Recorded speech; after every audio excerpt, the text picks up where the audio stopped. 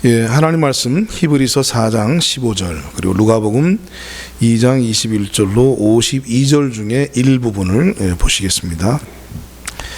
오늘 건강한 복음의 요소 16번째 시간으로 그리스도에 대해서, 그중에 특별히 그리스도의 사생에 대해서 우리가 집중적으로 함께 살펴보면서 은혜를 받기를 원합니다. 건강한 복음의 요소에 대해서 우리가 공부를 하고 있어요. 첫 번째 요소는 죄인이었습니다. 두 번째 요소는 회개였고요. 그리고 세 번째 요소는 믿음이었습니다.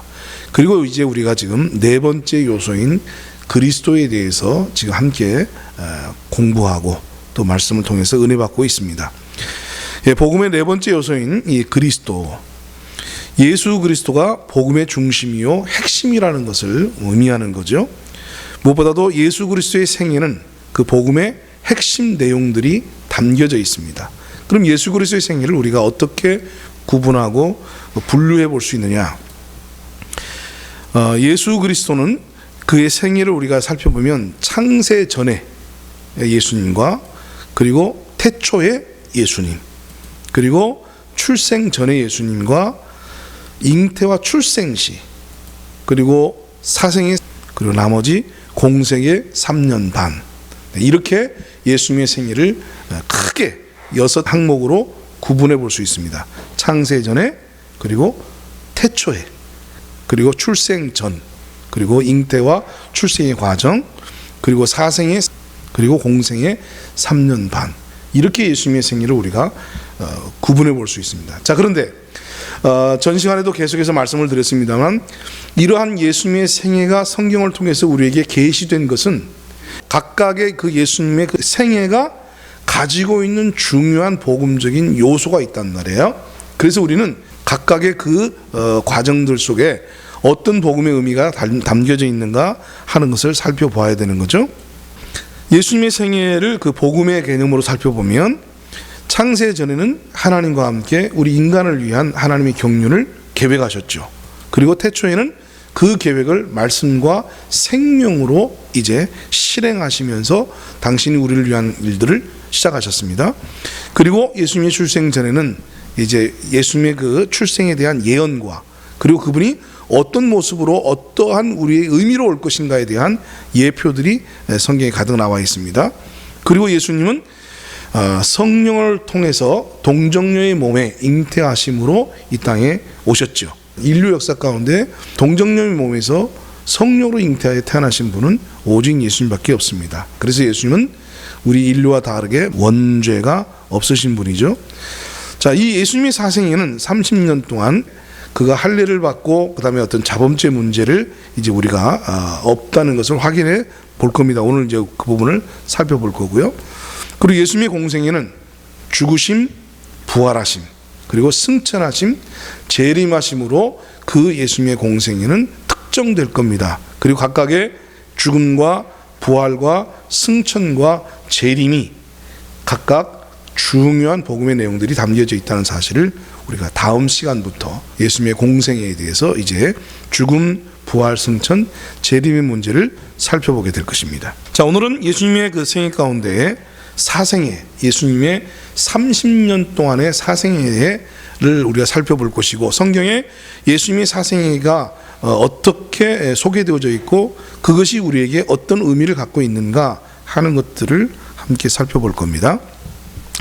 자, 예수님의 사생애는 크게 세 가지로 구분될 수가 있어요. 첫째가 생후 8일 되는 내용이 성경에 소개되어져 있습니다. 그리고 유년 시절, 예수님의 12살 때에 있었던 일들이 성경에 소개되고 있습니다. 그리고 30세까지, 이제 평범한 인생을 살았던 30세까지, 이렇게 예수님의 사생애는 세 가지로 구분해서 살펴볼 수 있고, 또 이 세 가지 부분이 성경에 우리에게 소개되어져 있습니다. 생후 8일 되셨을 때 예수님께서는 할례를 받으셨습니다. 그렇죠? 예. 할례를 받았다는 것이 왜 중요하냐 하는 부분들은 이따가 살펴볼 거고요. 그리고 예수님이 12살 유년 시절에는 성전에 올라가서 거기에 있는 성경 교사들과 토론하는 장면들이 오늘 우리가 읽었던 성경 본문에 잘 나와 있습니다. 그리고 예수님께서는 30세까지 목수로 지내시면서 30년 동안 우리와 같은 시험을 받는 과정들이 성경에 나와 있습니다. 자, 그러면 이제 이 예수님의 사생애를 우리가 구체적으로 좀 살펴볼 건데요. 생후 8일 만에 예수님께서는 할례를 받으셨습니다. 성경 우리가 읽었던 본문 말씀을 다시 한번 살펴보면 할례할 8일이 되매, 여기 할례할 8일이라는 것은 22절에 모세의 법에 정해져 있는 그 할례 기일입니다. 그래서 할례할 8일이 되매 그 이름을 예수라 하니 곧 잉태하기 전에 천사가 일컬은 바라 모세의 법대로 정결 예식의 날이 참해, 즉 생후 8일이 됐다 그 말이죠. 생후 8일이 되면은 할례를 행하는 것이 이게 모세의 정결 예식이에요. 그래서 주의 율법에 따라서 그 율법, 정해진 율법에 따라서 모든 일을 마치고, 즉 할례를 마치시고 갈릴리로 돌아갔다 하는 내용이 성경에 소개되어져 있습니다. 두 번째는 예수님의 유년 시절입니다. 12살에 있었던 일인데요. 성전에서 그 랍비들과의 어떤 토론 과정이 나와 있습니다. 그의 부모가 해마다 6월절이 되면 예루살렘으로 가더니, 요즘 우리 절기에 대해서 우리 전 목사님이 설교해 주고 계시잖아요. 그죠? 그래서 유대인들은 1년에 이 세 가지의 중요한 절기를 반드시 지켜야 되는 예법이 있습니다.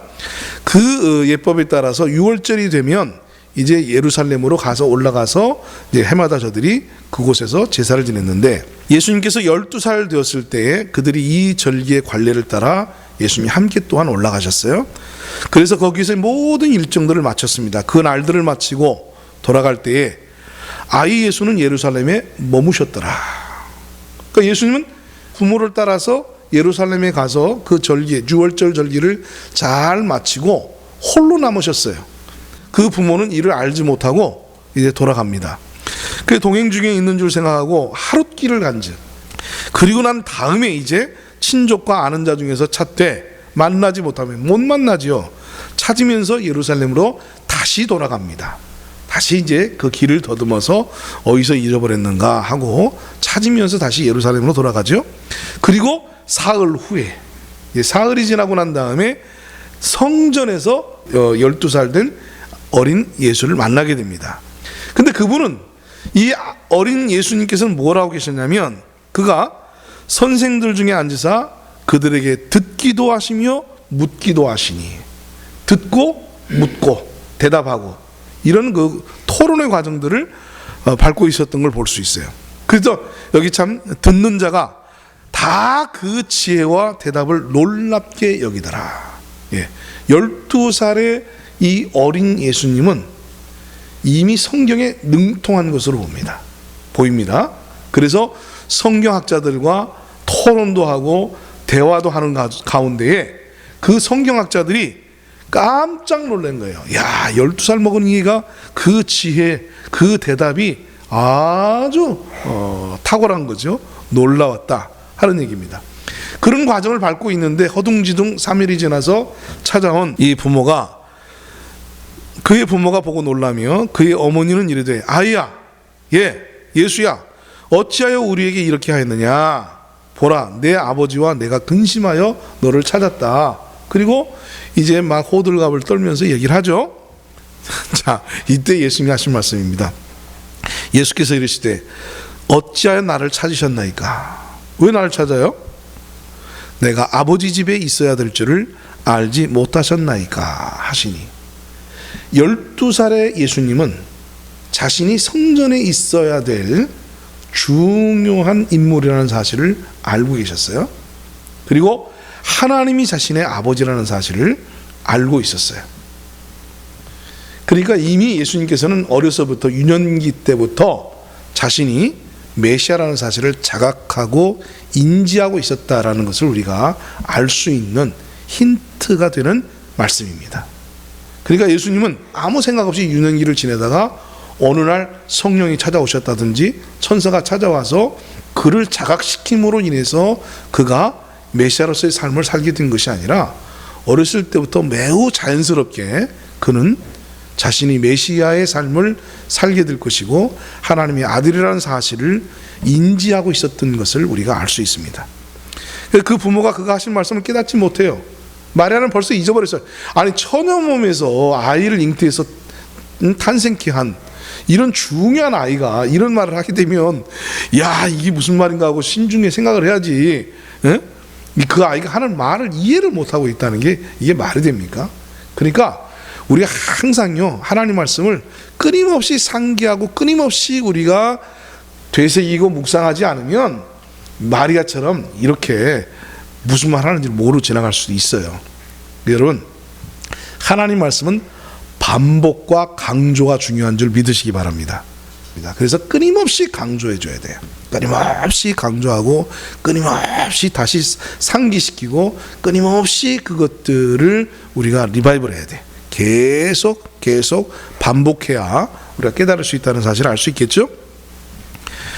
결국 예수님께서 함께 이제 부모님 따라서 다시 내려갑니다. 나사렛에 이르러 순종하여 받드시더라. 여기도 지금 예수님께서는 그가 메시아임을 자각하고 있었으면서도 그는 육신의 부모에게 순종하여 받들었다. 순종하는 삶을 살았습니다.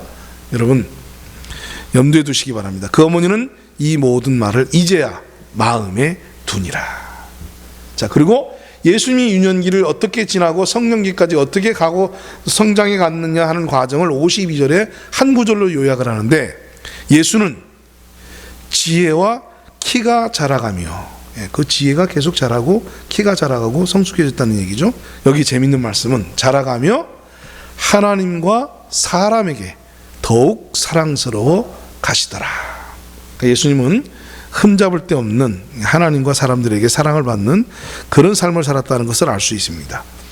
자, 이제 유년기를 지나서 예수님께서 그의 사생애에 더 큰 30년을 어떻게 지내느냐. 그는 목수의 아들로 30년 동안 사셨습니다.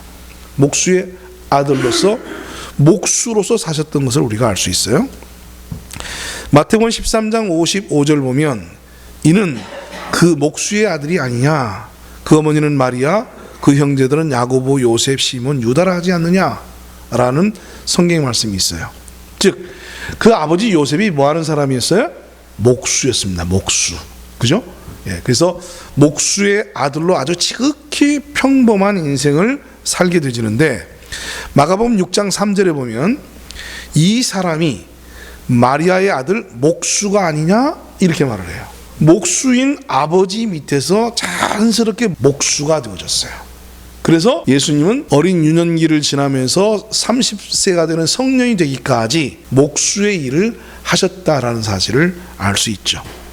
자, 여기서 퀴즈입니다. 왜 예수님은 이 땅에서 목수로 사셨을까요? 목수로 사신 이유가 뭘까요?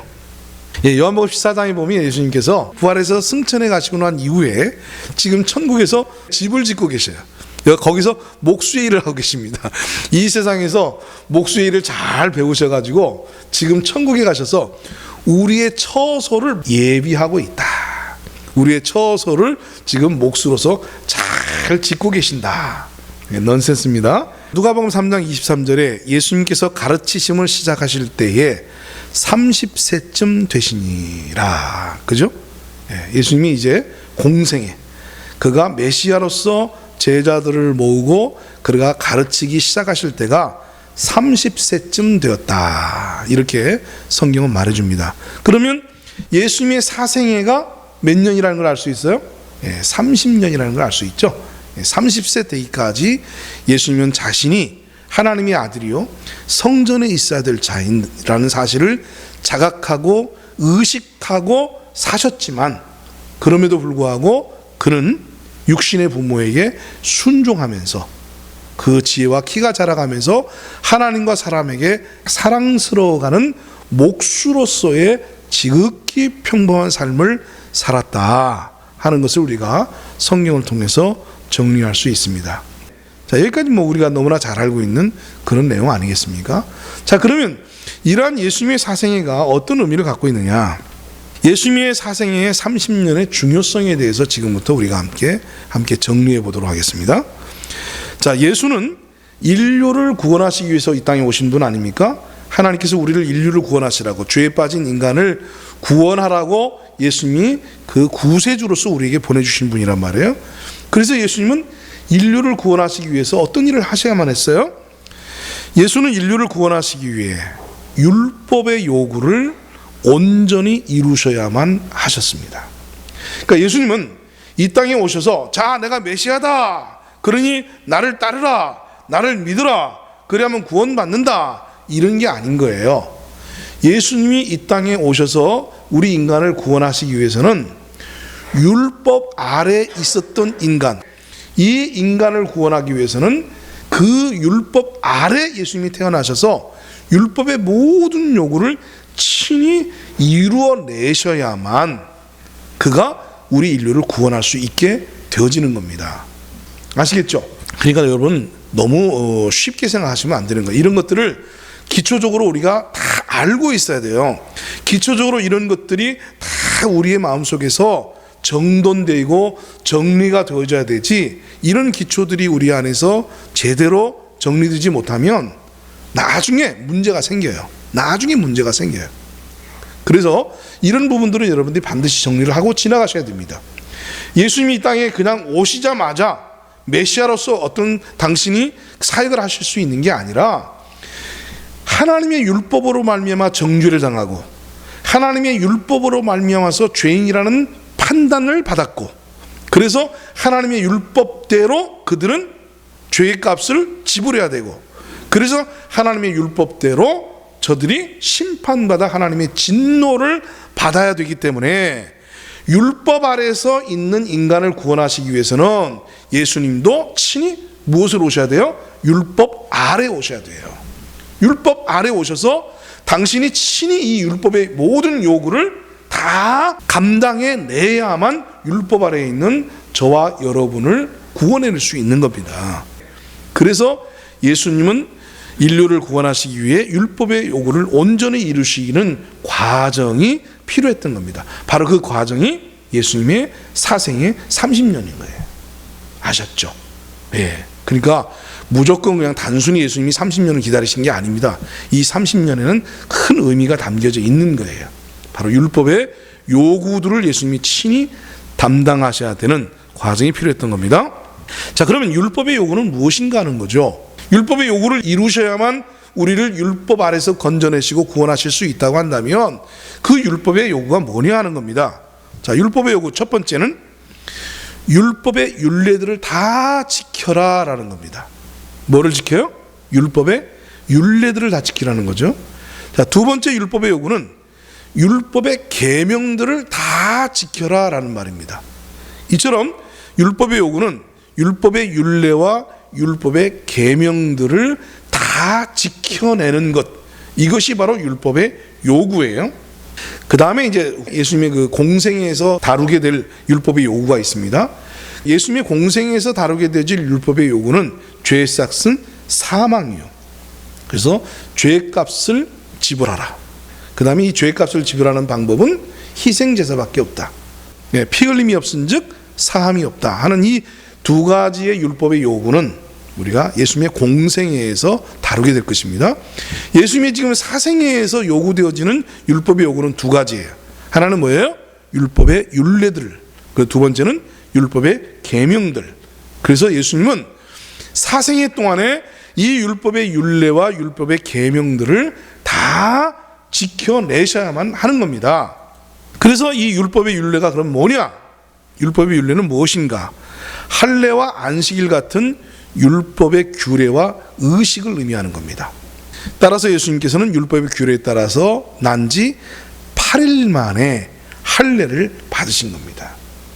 태어난 지 8일 만에 할례를 받은 이유는 이런 바로 율법의 규례, 율법의 율례를 지켜야 하기 때문인 거죠. 그래서 아까 우리가 본문 말씀 봤지만은 율례를 따라서, 그죠?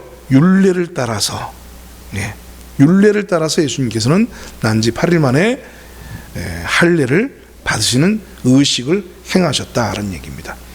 그 외에 예수님께서는 할례뿐만 아니라 안식일과 각종 절기와 그에 따른 합당한 모든 규례들을 다 지키셨어요.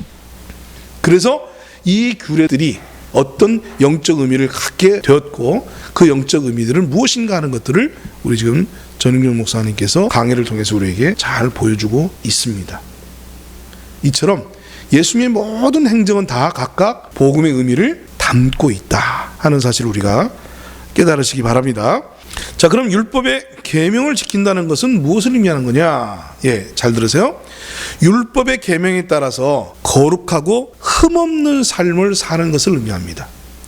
율례를 지키는 것은 할례나 안식일이나 기타 절기를 지키고 행하는 것을 율례라고 한다면, 계명을 지키는 건 뭘 말하는 거냐? 거룩하고 흠없는 삶을 요구하는 거예요.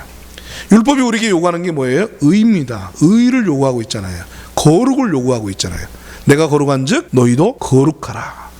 그래서 30년이라는 세월을 통해서 율법의 계명들을 온전히 지켜서 그가 흠없고 거룩한 삶을 살아내셔야만 되는 거예요.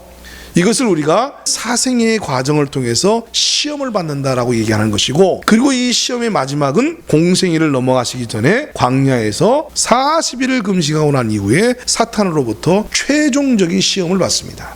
예수님은 그냥 우리를 구원하시기 위해서 오신 분이 아니라는 걸 아시겠죠? 30년 동안도 그냥 있는 게 아니에요. 예수님은 바로 이 30년 동안을 온전히 율례와 율법의 계명들을 다 지키는 삶을 사는 것, 그러니까 그 자체가 이미 우리를 구원하는 과정이에요. 십자가를 짊어지시고 3일 만에 부활하신 것이 결정적인 것이지만, 그러나 십자가 부활 이전에 하셔야만 했던 것은 율법의 요구를 이뤄내셔야만 하는 거예요. 이 율법의 요구를 이뤄내지 못하면 예수님이 우리를 구원해내실 수가 없어요. 그가 만약에 30년 동안 사는 과정 속에서 단 한 건의 죄라도 있으면 그분은 메시아로서의 자격을 상실하게 되집니다. 메시아로서의 자격을 획득하지 못합니다. 오히려 그분 스스로가 죄인이 되어져서 구원을 받아야 되는 대상이 되어져 버리지 구원을 하시는 구세주가 될 수가 없는 거예요. 따라서 예수님께서는 율법의 계명대로 흠없는 거룩한 삶을 살아내심으로 말미암아서 구세주로서의 자격을 획득하셨습니다. 그래서 예수님께서는 원죄뿐 아니라 자범죄 또한 없으신 분으로서 우리 인류를 구원하실 자격을 입증하신 겁니다. 결국 예수님의 사생애는 무엇과 관계가 있어요? 자범죄. 예수님의 출생은 무엇과 관계가 있어요? 원죄. 그래서 예수님은 처녀 동정녀의 몸에서 그가 성령으로 잉태하시면서 태어났기 때문에 원죄가 없으셨고, 그리고 그가 태어나셔서 30년 동안을 율례와 계명을 온전히 지킴으로 말미암아서 죄가 없어요. 허물과 죄가 없으신 자범죄가 없는 분으로서 우리 인류를 구원하실 자격을 입증하셨다, 그런 얘기입니다. 예수님이 사생애가 갖는 의미는 바로 이런 중요한 의미를 가지고 있어요. 자, 그래서 우리가 히브리서 4장 15절 이 말씀이 대단히 중요한 말씀인 거예요. 우리에게 있는 대제사장은 우리의 연약함을 동정하지 못하실 리가 아니요 모든 일에 우리와 똑같이 시험을 받으신 이로되 죄는 없으시니라. 우리에게 있는 대제사장 예수 그리스도시죠. 이 예수 그리스도는 우리의 연약함을 동정하지 못하실 자가 아니다. 우리 연약함들에 대해서 다 이해하시고 다 납득하시고, 그리고 호의적으로 우리의 입장을 옹호하시고 동정해 주시는 그런 분이라는 거예요. 왜? 그분이 모든 일에 30년 동안 모든 일에 우리와 똑같이 시험을 받았어요. 똑같은 시험을 받았어요. 아시겠습니까? 예수님은 우리와 똑같은 시험을 받으신 이로되 뭐는 없었어요? 죄는 없으시니라. 이렇게 성경은 선언하고 있습니다. 단언하고 있어요. 그래서 예수님만이 유일하게 저와 여러분을 구원할 수 있는 자격을 가지고 계신 거예요. 그래서 왜 예수님이냐? 바로 이러한 시험의 과정을 온전히 거쳐내서 그가 죄 없음을 인정을 받았고, 그리고 그는 죄가 없기 때문에 우리를 구원할 수 있는 자격을 가지게 된 거지, 죄악 가운데서 태어나서 자신의 연약함과 자신의 욕망 때문에 죄를 지었던 그 사람들 중에는 그 어느 누구도 인류를 구원할 수 있는 그런 자격을 가진 자가 없다, 그 말입니다. 그래서 인류를 구원하려면 예수님처럼 첫째 원죄가 없어야 돼요. 그러려면 어떻게 해야 돼요? 처녀 몸에서 성령으로 잉태해서 태어나는 그 과정이 있어야 돼요. 그 다음 둘째, 자범죄도 없어야 돼요. 그가 살아가 있는 동안 단 한 번의 죄도 범해서는 안 되는 거예요. 율례와 율법의 계명들을 다 온전히 지켜서 죄가 없는 각종 여러 가지 시험을 만나지만 그 시험 가운데서 죄는 없는 이러한 삶을 살아내야만, 이러한 자격을 가진 사람만이 인류를 구원할 수 있는 자격을 가지게 된다고 말입니다. 오늘 우리 예수님은 그런 자격을 가지고 계셔요. 근데 개역성경은요, 우리에게 있는 대제사장은 우리 연약함을 체휼하지 아니하는 자가 아니요 모든 일에 우리와 한결같이 시험을 받은 자로되 죄는 없으시니라. 이 두 구절을 비교해 볼게요. 우리에게 있는 대제사장은 우리의 연약함을 동정하지 못하실 리가 아니요. 동정이라는 대사가 포커스를 맞췄어요. 근데 개정되기 전에 개역성경에서는 우리에게 있는 대제사장은 우리 연약함을 체휼하지 아니하는 자가 아니요. 이게 체휼이라는 표현을 썼습니다. 그럼 체휼은 뭐예요? 체휼, 몸소 겪는다라는 말 아닙니까? 그죠? 몸소 겪는다라는 말이 체휼이에요. 동정은 뭐예요? 입장을 이해해서 고려한다라는 것이 동정이죠. 그죠? 그러면 어느 게 더 성경적으로 오늘 이 본문 말씀을 이해하는 데에 더 확실할까요? 헬라어를 한번 살펴볼게요. 여기 동정하다라는 말은 헬라어로 쉼파데오라는 말입니다. 그래서 동정심을 갖다, 뭐뭐에 동정하다라는 동사예요.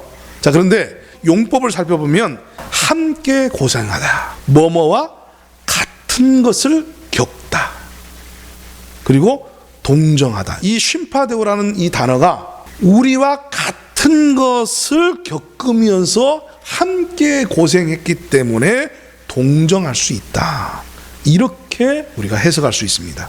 즉 우리 사람과 똑같은 것을 겪으면서 우리와 함께 고생하셨어요. 체휼하셨어요. 그렇기 때문에 저와 여러분의 입장을 이해하신단 말이에요. 저와 여러분을 그렇기 때문에 긍휼히 여기시고, 그렇기 때문에 동정할 수 있는 거예요. 그러면 오늘날 우리가 하나님, 당신이 내 입장 대봤어요? 하나님, 당신이 나 같은 고생 해보셨어요? 이러한 하나님에 대한 원망이나 이러한 하나님에 대한 우리가 부정적인 마음을 표현하는 것들이 오늘 이 본문 말씀에 의하면 합당하지가 않아요. 여러분 생각해 보십시오. 하나님이 사람의 몸으로 태어나셔서 30년 동안 우리와 똑같은 일상의 과정들을 겪으셨다고요. 그 속에서 여러 가지 유혹들, 여러 가지 연약함들, 여러 가지 넘어질 수 있는 다양한 그런 모든 과정들을 우리와 함께 똑같이 겪었어요. 그래서 그분은 우리에 대해서 동정심을 가지고 계셔요. 즉 우리를 이해하신단 말이에요. 내가 네 입장을 어떻게 한다? 안다라고 말씀하셔요. 저 높은 하늘에서 내가 네 입장을 안다라고 그냥 한마디 던지는 그런 분이 아니라는 거죠. 그분이 친히 인간사 속에 뛰어들어서 인간의 몸으로 우리와 똑같이 일상을 우리와 같이 겪으시면서 사람의 고민이 뭔가, 사람의 아픔이 뭔가, 사람이 겪고 있는 문제점들이 무엇인가를 체휼하셨단 말이에요. 체휼하셨어요. 함께 고생하셨어요. 함께 아파하셨어요. 함께 슬퍼하셨어요. 그래서 인간의 슬픔이 뭔지를 압니다. 인간의 아픔이 무엇인지 압니다. 인간의 상처가 무엇인지 압니다. 친히 삶의 현장에서 함께 뒹굴고 함께 부둥켜 안고 함께 울고 함께 웃으며 임마누엘 하신 하나님, 우리가 믿고 있는 예수 그리스도는 그런 분이십니다. 우리가 믿고 있는 하나님은 그런 하나님이십니다. 인간의 몸을 입고 이 땅에 오시기 전에 믿는 하나님과 인간의 몸을 입고 이 땅에 오셔서 우리와 함께 같은 삶을 먹고 마시고 자고 울고 뒹구는 이 삶의 과정을 통과하시고 겪으셨던 그 하나님은 아주 새삼스럽게 보여요. 저 높은 하늘 보좌에서 우리 입장은 아무것도 모르면서 아무 이해도 가지지 못하면서 그냥 툴툴 이렇게 해라 저렇게 해라 명령이나 하고 지시나 하고 참 속편하게 그냥 손가락 가지고 까딱까딱, 그리고 말 안 들으면 쳐 죽여버리고, 이야 하나님 노릇하기 참 편하다, 그런 하나님 나라도 할 수 있겠다. 우리가 그렇게 하나님을 원망하고 그렇게 하나님에 대해서 반발할 수 있었을지 모르지만, 혹 그게 가능했었을지 모르지만, 그러나 하나님이 2000년 전에 인간의 몸으로 이 땅에 오셔서 우리와 함께 30년 동안을 뒹구는 과정을 통해서 우리를 알고 이해하고 우리와 함께 슬퍼하고 함께 고통을 느끼고 함께 아픔을 겪었기 때문에 그 하나님은 저와 여러분을 온전히 이해하고 온전히 동정할 수 있는 그런 하나님이시라는 것을 믿으시기 바랍니다. 그래서 이제 그분이 하시는 말씀들은 입에 발린 말이 아니에요. 당신이 친히 체휼하신 분이에요. 친히 겪었어요. 그것도 무려 엿새 동안 천지 만물을 창조하실 만한 능력을 가지고 계신 그 하나님이 인간사에 오셔서 30년을 저와 여러분과 함께 뒹굴었습니다. 그죠? 유아기, 유년기, 청년기와 성년기를 함께 하신 거예요. 다 겪으신 겁니다. 다 체험하신 겁니다. 킹 제임스 번역을 보면 이 본문 말씀이 훨씬 더 우리에게 의미 있게 와닿습니다. 우리에게 계신 대제사장은 우리의 연약함의 감정을 몸소 느끼지 못하시는 분이 아니요. 이게 뭐예요? 우리의 연약한 감정을 몸소 다 느낀다는 거예요. 우리의 연약한 그 감정을 다 안다는 거예요. 네? 뿐만 아니라 모든 점에서 우리와 똑같이 시험을 받으셨을 때 죄는 없어요. 똑같은 시험을 받으셨다는 거예요. 우리와 똑같은 시험을 받으신 그분이 말씀하시기를 내가 너를 사랑한다.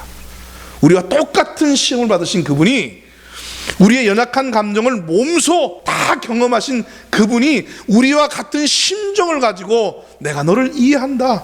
우리와 같은 심정을 가지고 네 아픔을 내가 안다. 우리와 같은 동일한 그 동정심을 가지고 우리를 긍휼히 여기셔서 불쌍히 여기셔서 내가 겪어봐서 아는데 네 아픔을 안다. 내가 겪어봐서 아는데 네 슬픔을 안다. 내가 겪어봐서 아는데 네 고난과 네 고통과 네 슬픔이 무엇인지를 내가 온전히 이해하고 안다. 그래서 내가 너를 도울 수 있다는 거죠. 그래서 16절, 그러므로 우리는 긍휼하심을 받고 때를 따라 돕는 은혜를 얻기 위하여 은혜의 보좌 앞에 담대히 나갈 것이니라. 이게 16절 말씀입니다.